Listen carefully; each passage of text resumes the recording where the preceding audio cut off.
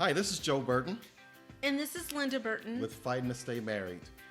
This is another episode where we will be going over Linda's book again. Today we'll be discussing chapter 3, titled Ask to Dance, Asking for a Commitment. Yes. Ooh, commitment.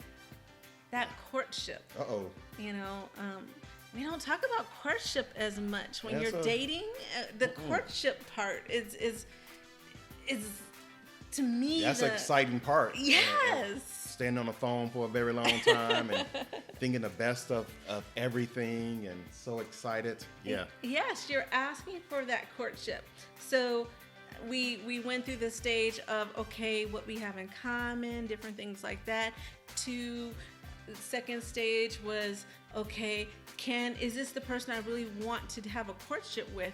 Are they, do they meet the qualifications, my list of the good things I need in a person and the bad things, can I deal with them? Are they acceptable for me? And now we're into the courtship of it, of is this a healthy relationship? I want to be in a healthy, strong relationship. So the courtship is now entering in a deep, healthy relationship with the person. You already have a good friendship, but now it's taking it to the next level. So you ask, because you ask for her or you ask him to be my girlfriend or boyfriend. Could we be a couple? Or how do you feel about that? That's when you have to ask that. Yes. Not assume, because people assume. A lot of people assume. And I remember my mom had company and a male friend came over. And my mom said, of course, introduce your friend to the people that was over our house. We just out of respect. Yes. And I go, this is my friend, so-and-so, so-and-so. This is Mrs., And we left and we were going to the movies. And he drove and he went around the corner like a block away and then he parked. And I'm like, what's wrong? He goes, I'm not your friend. I'm your boyfriend. And I'm like, well, you never asked me. He just assumed. So he goes. So how many dates have you been out on then? So he asked me right then and there, would you be my girlfriend? And I said, yeah, but I wasn't going to assume that. I wasn't going to, because for one thing, it protects my heart by if he is doing something else. And it's a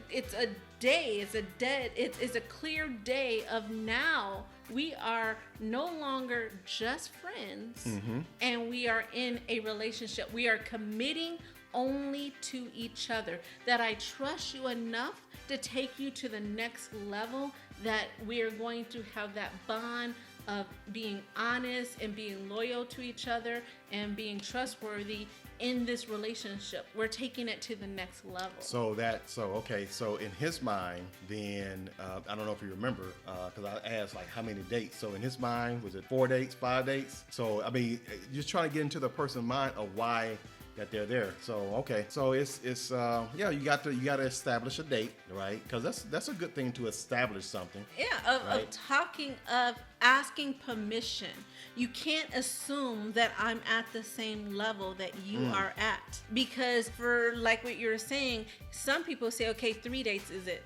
Another person could say 5 dates is it. Another person say nntil we do this, it's it. So communication. Let's clarify. No, it is not until you ask and I say yes. Until then, it's not. So there's been some fumbles then, because I remember seeing some things where a person's actually proposing to marriage and the woman declines because she's not ready. Yeah. So, wow. So communication is very much a key. So the person all that time was thinking they were in a relationship past this stage, past the courtship stage, and they were already in the marriage stage when the other person wasn't even in the courtship stage. So it's a lack of communication then, so you have to talk about things, yes, right? So communication is a big thing. Now, people say communication, but for some reason we're not picking it up. Communicate Communicate, people. Communicate. Open your mouths. Find your words. Right? And if you're in a relationship right now and you don't know or you didn't get asked, this is a perfect time to look at that person and say, where are we? yeah. Like, this is where I'm feeling. Where are you at? Yeah, this is what I think we have. Do you feel the same way? Don't go back and say, well, how long you felt this way, or and if they say yes, and say, okay, from now on we're courtshipping, we're in that relationship. And if they say no, say okay, and then you have to make that decision. Where are you? And communicate with that person. So are we just friends, or what is this? And that's where we get in trouble at. Our emotions and everything go so fast that we forget that the other person has a whole nother mindset. Their experience is totally different, that they might not be where you're at. So don't just show up. Don't just have the girl show up and then your parents are there and she had no idea that your parents are there. And introducing them, saying, this is my girlfriend, or Yeah. So, but this is the chapter of really just taking the time to remember and bring back that courtship. That's so important of what that is and what does it mean. Be careful of when you meet that person and stuff, because some people go too far, I think, where they're already on 3 children, 2 boys and a girl, a house here. I mean, some people's minds are all the way down there, and they didn't even start the courtship. And they only been going out for a month or 3 weeks or something. Yeah, and that's the thing. The courtship is not a set number. A courtship, we're not putting a number or a date to that, how many dates or anything like that. A courtship is when you decide, okay, this is it. This is, I see you, we've been talking for a while, we've been friends for a while, and I would like to commit only to you, and I would like you to only commit to me. Of making a clear line so you guys both know your expectations and your boundaries for that person. Yeah, and don't use, I think a thing that'll be helpful too is not to use generic terms like, and some people will pick it up like, you want to go out? Or they say you want to go steady. So that's pretty specific, I think. But you gotta, I think it benefits you if you be exact and be specific. I would like to date you exclusively. Yeah, and make sure you add that last word. Yeah, you gotta be careful with your words, because if you don't put the right words in there, you don't know what people did. Then what did you hear me say? Yeah, like, I heard we're dating, but I thought I can date somebody else too. You know what I mean? Like, make it clear. Or is it going to be just me and you? What's your expectations? Yes. Yeah. So. And make sure everyone knows. Okay. So what I had circled is the word integrity. Ooh. Okay. So integrity shows that the partner is trustworthy, honest, and dependable, and loyal. You want to expand on that? I think it's clear right there. What part how would you want me to expand? It's really clear of just making sure you look for somebody with those characters. The main thing is a little bit after that is trust. There's so many people that's broken and hurt and they can't trust yet, but they're in a relationship. You guys, you have to trust that person and they have to trust you to be in a courtship. Trust should be already there, or you should say, okay, I'm trusting this person. So you have to have that trust there. But those characters are pretty clear of being loyal to somebody, being honest with somebody, being trustworthy. Those are pretty clear. So, but trust is the main thing. Can this person trust me, and can I trust them? That's the biggest one. If that can't happen in either way, they can't trust you or you can't trust them, then it's going to be really hard to have a courtship. I'm never going to say you can't, because there's always somebody that can break the rule and make it work. But they might struggle to make it work, but they'll make it work. So I would say it's hard to have a courtship without the trust. Of course. So it has to be, you have to finish all that healing from previous relationships to get to this courtship part. Correct. Like when you're cooking somebody's food, the person trusting you that the food is not laced with poison or anything else like that, right? You don't wait. It's trust. That's trust. I mean, that's a relationship. If somebody is cooking something for you, now I mean, I guess we think about that every time we go out to eat. Like. Well, if somebody's cooking something for you outside of it, I'm talking about inside the relationship. You know, I mean, sure, you got the chef cooking, but you still trusting the chef to, you know, so trust does go a long way. In many, many, many areas, we actually trust people more than we think. Yeah. Without even knowing them. But I think we all start with baby trust, and we know our limit of trust. We use the example in the class when I teach is a cheer, and it's 3 different cheers. There's a little cheer that is clearly for a toddler.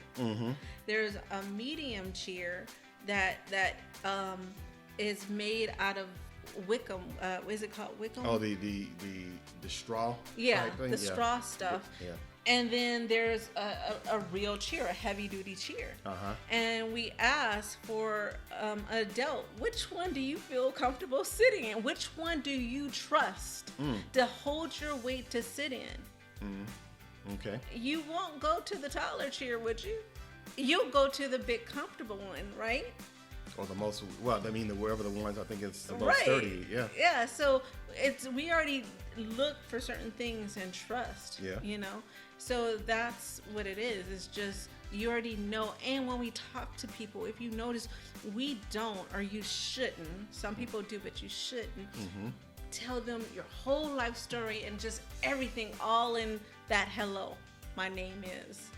You know, you give them pieces of it. And before you get to this courtship part, all your pieces should be laid out. They should already know you. So why would a person do that? Because you got to think, so when you brought that up, then it makes me think that some people do that. It's like, this is me, you take it or leave it. But they don't realize that sharing too much information. Well, before you get to the courtship part, you should know all that information. Or most of it. Yes. Yeah. Or some a of it. great deal of it. I want to say all.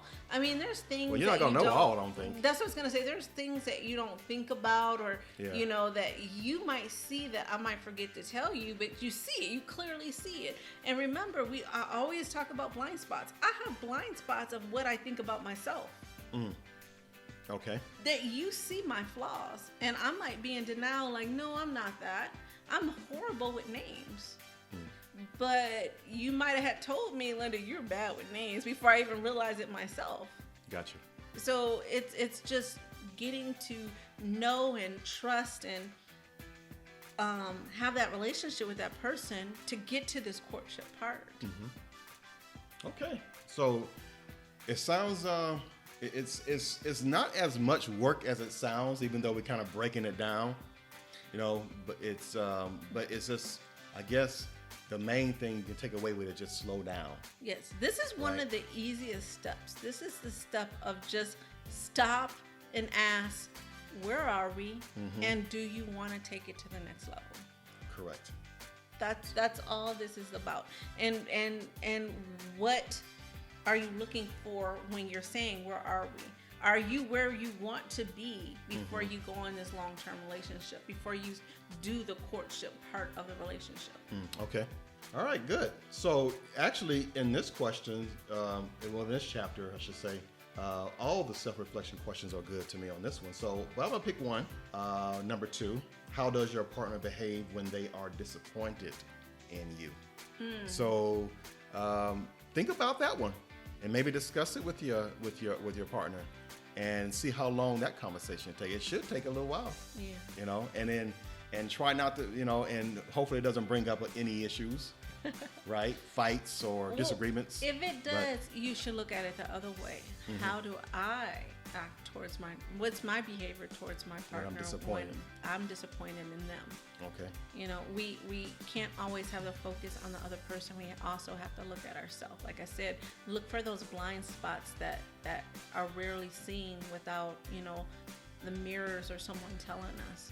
We can find them ourselves by just taking the time to look at those questions and evaluate ourselves. And all this stuff will bring you closer too. Oh, yes. So, okay, well, if you have any comments, any questions, please list them below. And we will talk to you next time. You can find us on Patreon, where we have did a different model. We changed the model of our Patreon. Yes, we're doing just people who want to support us. All our broadcasts are free, but we're asking for support so we can continue doing this more and take it to the next level, or of going out on the street and working and talking to other people and doing it live and doing it on with video and different things like that. Good. Well, if you have any questions, please leave them below, and we will talk to you next time. Thank you for listening. Bye-bye.